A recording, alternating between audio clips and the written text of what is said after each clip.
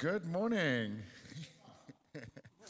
Thank you, first of all, so much for being here this early. I think this is the earliest panel or talk that I've ever been on, but was quite excited to be given the opportunity. And so today we want to look at the decentralization of science, which I think is a really big and important topic. There's many things, I think, in the scientific industry in terms of how scientific research is done, where Web3 and decentralization could potentially really accelerate the progress of science. And I'm joined here today by my three wonderful panelists. Maybe it's a few words about myself. My name is Paul Kohlhaas. I have the honor to moderate this panel this morning. My background actually isn't in science, which is why maybe it's a good idea that I'm moderating the panel. My background is in economics originally. But I've been trying to figure out actually what the economics of science could be. So I work at a company called Molecule, and we also helped launch Vida recently, which is one of the first bigger biotech DAOs that are really aimed at funding medical research. With that, I quickly want to introduce my panelists. So this morning we have with us Bianca Sama? Bianca Toma, okay. Who joins us here as a neuroscientist, and Bianca is heading up a company that is focused on decentralized peer review. And then I'm joined by Tyler. Tyler and I have worked together for a few years now. Tyler's background is in biomedicine, and he's always been a Web3 skeptic, slowly coming around more and more. And yeah, he's also been focused on this use case of how do we actually decentralize funding and research around biotech. And then last but not least, joined here by Dr. Georg Juri Stricker, who comes with a background in bioinformatics and actually works at a fund called Signature Ventures, which is a leading Web3 fund based in Germany. And we thought it would be really interesting to also have someone with a scientific background, but who can bring a little bit more of a funder perspective. So how scientific research is funded. And maybe with that, Juri, with mic in hand, I'm going to hand it over to you. And maybe from your perspective, if you could describe a little bit, what are some of the current issues that you see in how science has worked over the past, let's say, 100 years and how it works today? Sure, thanks. So if you look at science today, and I can just give you a couple of numbers just to give a framework to think about. One of the leading companies in the publishing of science papers is Elsevier. And Elsevier made last year a net margin of almost 40%. Now, if you think about it, that's just a publishing company, right? Most of the journals are paperback. And some of them obviously are also online. But they're making 2.6 billion, I believe, in revenue, and almost 1 billion on it is just the profit. Now, Google makes something like 25, Facebook makes something like 30, right? And they're making at almost 40, maybe 37, right? Usual publishing houses are somewhere below 10%. That's the way it works. So how did they do it? Well, all the costs are basically zero because they're using scientists to do all the work, and they're just netting all the profits. Right? So just that as in a nutshell. So scientists are reviewing the papers, they're writing them, and they're paying for the access and paying for the publishing itself as well. Right? Just to give you a framework, how it works today. And the reason it was possible is because scientists don't care much about money. So when science became really like a profession after the Second World War, people just went on like, oh, that's just convenient, let's give it to the publishers. They do all the cool work, we can do the research. And all of a sudden, for iterations, it became centralized in the hands of a few who control the whole publishing. And because they control the whole publishing, they control the way people publish, who gets selected, who gets the positions, and who can publish again. So it's a vicious circle that is happening in science. And I believe that's also, to a certain degree, maybe a lesson and how things can get out of hand just because you favor convenience over decentralization. Right. Hey everyone. One of the things that I think is really interesting when you look at decentralized science or terms like open science is that almost any scientist on the planet would agree that science should be a collaborative process. It should be a process that involves working with people across borders, we should be open about sharing data. But the incentive structure that exists currently in science, whether it's in publishing, in funding, in looking how people move unilaterally through their career, really de-incentivizes or disincentivizes these sort of structures. You have the process of science itself isn't necessarily centralized, but all of the structures that basically dictate how science is done are fundamentally centralized. So you have, for example, funding bodies like government funding bodies like NIH or private funding bodies that control the majority of the way that science is actually funded. People write grants, they wait a certain amount of time, and for example, in the United States, something like 8 to 15% of people who apply for NIH grants are funded. This dictates the things that people can work on, the pace of their research. Publishing is very similar. As someone working in, let's say, biopharma or the life sciences, your ability to publish in a top-tier journal like Nature or Cell or Science really dictates your ability to move up and sort of climb the ladder, to get tenure, to maybe move from being a postdoc to a professor. And so all of these sort of trends incentivize the way that scientists fundamentally work. So if I'm a postdoc who's looking to get into a tenure track position, I'm really at the mercy of a couple of large publishing houses and a couple of large institutional funding sources to be able to really have an impact and achieve my career goals. The promise of decentralized science, and one of the things that I think is quite interesting, is really facilitating shifts where researchers have more autonomy to fundamentally be able to do the work that they're interested in. So, for example, what would the world look like if researchers were able to self-fund? One of the things that we think about at Molecule and VitaDAO is sort of looking at the creator economy that was fostered by this sort of NFT craze over the past couple of years. Would it be possible to create the same sort of thing for researchers and scientists, for example? And could we move to a structure where you have people all over the world collaborating in an open way and sharing information freely? The other problem that these sort of centralized structures create, like for example Nature or Cell or any of these large journals, is the focus on impact factor that they have and the prestige that the journals create also ends up really biasing the scientific process. People tend to be quite careful about publishing negative data. It almost never happens because there's not incentives to do so. And these sort of things actually stimulate pretty large institutional crises like the sort of reproducibility crisis that we see in the sciences. So yeah, I'm personally quite excited about the ways that decentralized science can begin to cause a shift in how we work together and collaborate. Hi. Yeah, I wanted to stress out that in fact we must distinguish two things. One is science and the other one is research economy. So science per se is already decentralized by definition, because if we think of science, let's think just of the motto of the Royal Society of London, nullius in verba. So basically it means don't trust anyone taking their words for granted. It's very similar to the blockchain motto, don't trust, verify. So the idea is that for science, there is a scientific consensus that is peer-to-peer. So this verification process should happen without relying on trusted third parties, so no central authorities. So, but this doesn't happen because de facto, research economy really relies on aggregators that we have mentioned before, these big academic publishers who basically extract all the value from the research that is created, and basically they capitalize on these misaligned incentives. So scientists are kind of incentivized to publish more and more, and just to increase their reputation among the scientific community, and they do it completely for free, right? So we mentioned before the impact factor.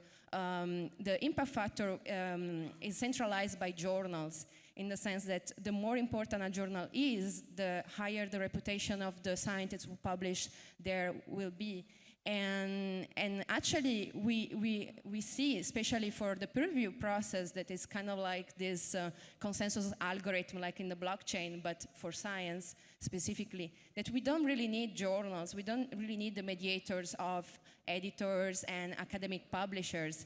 We just need basically the scientific outputs, which could be papers, software, or data.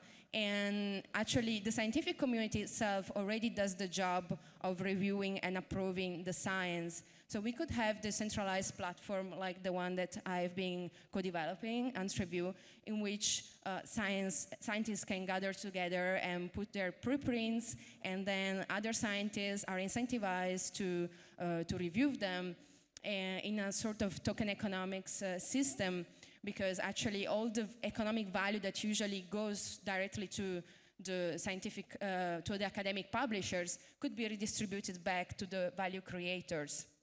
So I just wanted to put this idea that we could talk about Web3 science already, and right now we are stuck in a Web2 science system. I don't know if you agree. Yeah, thank you so much. So I think at a high level, there's three kind of bigger topics that we can hear out, or I think identify in the context of decentralized science. One of them is funding. How is scientific research funded today? And then who defines what is being funded in the first place, as you said, Tyler. And then I think a second one is publishing of data and scientific results. And then lastly, reputation. And so now I think we've kind of briefly gone into some of the issues and problems. How can decentralization actually address these issues? Bianca, you just mentioned, so token economic systems, developing new incentive systems. Would you guys like to share a little bit, maybe at a high level, what solutions you see, but also feel free to give examples to the audience, actually jump into how some of these things can be solved, and maybe some of the first examples that you guys are seeing emerge. Yeah, so I think at a very high level, the primary thing that needs to be cracked in order for decentralized science to really function well, and as you mentioned, it's already beginning to, are the incentive structures. So if we look at what motivates a career scientist, they're not necessarily extrinsically motivated by money, but they are extrinsically motivated by the ability to do the research, which in a lot of ways is dictated by their ability to get funding. And I would say the other thing that really motivates people in the sciences are factors like reputation and prestige. So I mean, impact factor I think has also been something that people have really put a lot of weight into, because it does, it really dictates how you're viewed in the eyes of your peers. So I think it's very important as somebody who has a career in academia and becomes an expert in a particular field to really be respected by their peers, and also to be able to maintain a steady stream of funding to carry out the work. So I think the question for anyone building a platform in decentralized science is to really think about what are the incentives that we can create to motivate scientists to work in a fundamentally different way. And maybe to speak from an example, what we're building with VitaDAO is basically a community that's focused on decentralized methods of funding research that is in the longevity space, so really focused on human health and lifespan. And the idea with VitaDAO is that basically we're distributing funding that comes from a community. We held a Gnosis auction, a community basically formed around this DAO to contribute funding to it. People can also join by contributing work, for example. And then that funding is distributed to research labs all over the world that are working on anything related to age-related disease. And in exchange for that funding, the DAO actually governs the intellectual property that's generated from these research projects. But what it enables for the researcher is, one, having a funding source that they can get in a relatively short period of time, and two, basically not having the same sort of strings attached that would be intrinsic to, let's say, a grant funding source or money that was coming from a VC or a biotech community. Instead, the thing that they're actually engaging is a community, in our case, of about 2,500 people that are fundamentally interested in the work that they're doing. And for me, this is a really interesting incentive in the sciences. So you have now, in this context, a decentralized community that is engaging with the researcher, getting updates every week, sharing ideas. They're putting their data and they're sort of publishing out in the open into this community and constantly engaging in this discourse around their work and also receiving feedback. So I think, there's also a governance incentive and a token incentive there, but I think we really need to figure out how do we create, let's say, new reputation systems, for example, in the context of Web3 that really work well for scientists and in this sort of peer-to-peer context. How do we create funding sources where people, in essence, have the ability to self-fund and generate a sustainable stream of funding for their laboratory in a way that allows them to explore whatever work they're interested in without having to worry about publishing in the best journal or being able to move up unilaterally in their career. You have some? Yeah, I think that's a very crucial point of the funding part, because there is so much reliance on on the publication side, for example, right? That even if scientists know what the problem is and they are very, very aware of what the problem is, they're complaining about it all the time, they cannot do anything. They will just continue living in this system because this is the way to get the career and this is the way to get the funding. And so one of the ways to do that is just to break one of the points that we have, because if you break one of those, the circle breaks entirely. And so it's very important to attack those vectors. And you can see already a glimpse of it in this Web 2 world a little bit, because before that, science was not digitized. So there's no digital world. And so in order to be published, you had to publish because otherwise you cannot be seen. And that's a problem for science when you go for big discoveries. Now with digitization, you can easily publish, which means you can be easily seen. The problem is already around. There's maybe the noise, right? So it's about content curation in the end. But you can see already that, for example, preprint servers were done. Like the physicists, I believe, it's not a coincidence that they did the first of the preprint servers, because in physics, it takes a long time to publish, really. It goes full circle through peer reviews and so on, till you can actually publish your results, which might be like years away already when you publish, which is insane. And so preprint servers are one of those things. And then communication platforms. I guess everyone discovered during the corona crisis now that people go on Twitter and just talk about scientific research, especially when it comes to corona. And so a communication platform that enables and fosters the discussion is also one of the important parts. And I believe Bianca is working on something like that. Yeah, I think it's really important to stress out that there is already a decentralized community, as Tyler was saying, and in fact we saw the importance of already this during the pandemics, because the publications times are really slow, and people really needed fast results to be published. So scientists started relying more and more on preprint servers, which would provide scientific outputs that is not peer-reviewed yet, and so the topic came to the attention of the public, like, do we need science to be peer-reviewed at all? I personally think yes, but the problem right now is that peer review is centralized by these journals. And if we could take all these decentralized output engagements that come from Twitter, from comments, from the community that already exists on a Web2 platform, and bring them to a Web3 system in which actually this value is not dispersed but also correspond to an economic value, then we could already solve part of the problem, right? Because we already have the science that is produced, and we just need people to have not only intrinsic motivation to verify, validate the science, but also extrinsic motivation. Because we all know now it's a hot topic in science, open science, right? Everybody talks about open science, and now the main academic publishers, publishing houses started, riding this wave of open science, but basically capturing again the value of this. And what happens is that substantially researchers need to pay a lot more to have papers published and open access to everyone. Just to give you an example, in major journals like Nature, from the Nature group, if you want to publish a paper that is open access so that everyone can access it without paying a fee, it may cost like $10,000 or even more for one paper, right? So basically, they are capitalizing again on this, on this open science and on the fact that people really want science to be accessible to everybody, right? And yeah, so basically, if we could bring this economic value back to the people that are already producing it, I think this is the way to go. thinking about blockchain works well because they are trust machines and incentive machines.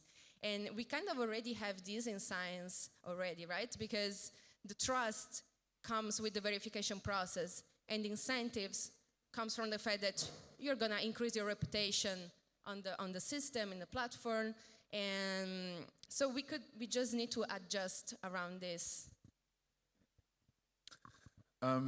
Maybe to round it off for our audience as well. So we're kind of talking about the intersection here of like Web3 and science, and kind of moving from like Science 2.0 to Science 3.0. What do you guys think are the first and easiest fields that the Web3 space, and like maybe some developers in this room, like if they're interested in like working on this issue, what do you feel are some of the simplest wins that Web3 can help accelerate a new movement in science? And then maybe a follow-on question with that, do you think it needs the incumbents, the old publishing houses, to actually jump onto this wave? Or should it be an entirely new system? If so, what would that look like? Yeah, I mean, from a super high level perspective, I think there are some easy wins for decentralized science, and it's sort of the things that have an intrinsic crossover with software, for example. So things like bioinformatics, for example, could be very collaborative, very decentralized. Things where you're putting a lot of data into a system, where you have verification of software, where you can use things like GitHub, for example, to be able to actually, or some sort of, system to be able to coordinate a community that is not necessarily reliant on laboratories, for example, and not even necessarily reliant on funding, because they have the ability to work with data that is decentralized and open.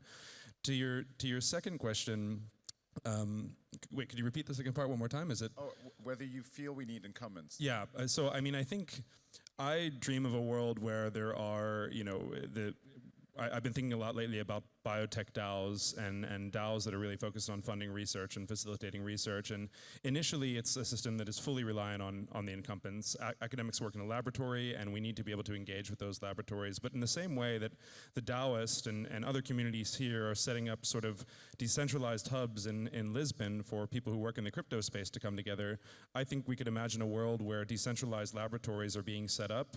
People are part of communities that are sort of self-sustaining and self-funding. And ultimately, researchers are able to work in the confines of this system without engaging the sort of incumbents.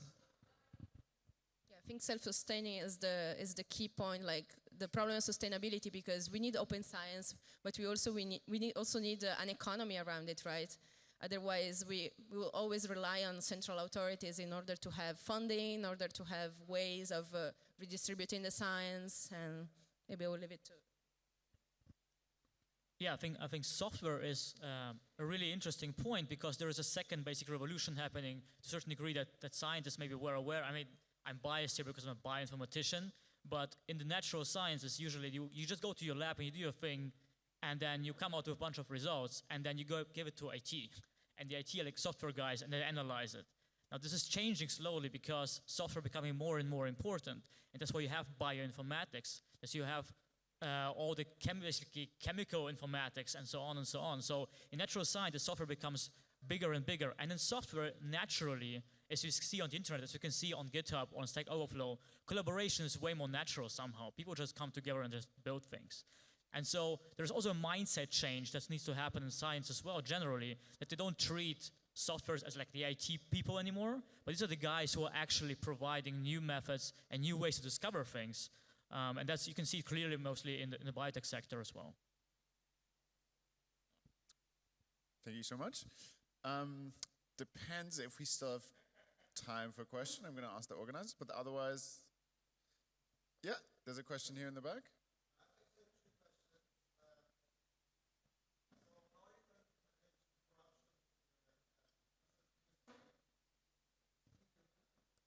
Just about to say corruption in the research industry.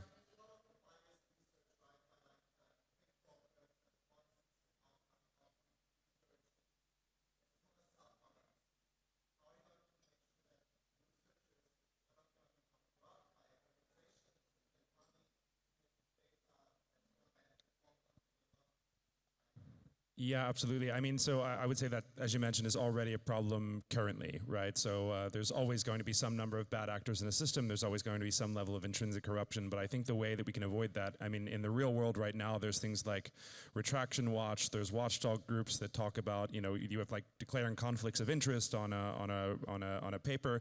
In Web3, I think we need really advanced reputation systems that allow peers to constantly be inputting data around the quality of a scientist, and hopefully have some checks and balances that create a system that is fair and equitable and also able to be judged by peers. I think maybe it's a problem with, you know, we can't necessarily have an anonymity in these systems. I think identities need to be known, which is maybe different from a lot of the Web3 space, but that could be one way to approach it. Yeah, just around that. So I think the main problem right now is that reputation is attached to this H index on the Google Scholar, right? And this is a number that identifies basically your value among the scientific community. But this is a value that doesn't go down. So you could be, it's really, so basically it's just based on citation numbers. So even if your science becomes crap, you will still be a star, a VIP in the system, right? So we need to change this and make this reputation dynamic, such that you can lose reputation on the platform if you produce bad science, if you misbehave. So this is something that maybe it can be incorporated with some tokenomic system, and it's really like a lot game theory, right? And we really need this if we want to implement Web3 in science, and we still don't have much of this vision in the scientific scenario right now. And yeah, that was the main thing. And another thing is to incorporate, for example, cryptography. This specifically for peer review, because there is this open debate, like, should we have everything like open access, but then everybody knows your identity, and there's a lot of bias in the scientific community as well, if you come from a prestigious institution or not, or if you're a minority, etc.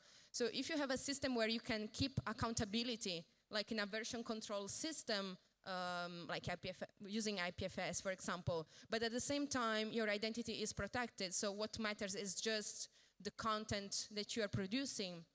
Then maybe we could, you know, adjust for having proper incentives, and at the same time, like protect from misbehavior, but also having, you know, like this control that is decentralized and everybody knows what you're doing because everything is accessible to everyone. Do we have time for one more question? Or? Yeah? I can answer the questions from my side if I have 1 minute left.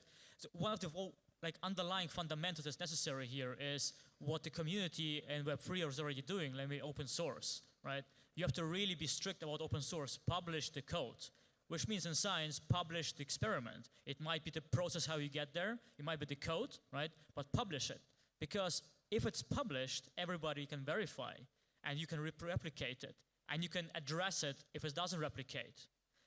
And for that, of course, you need a platform where you can address that too, right? So we're coming back to the way how you foster discussions, but those two things necessary, and you have to be strict about that. So if somebody doesn't do that, it's just not valid enough, right? Thank you so much.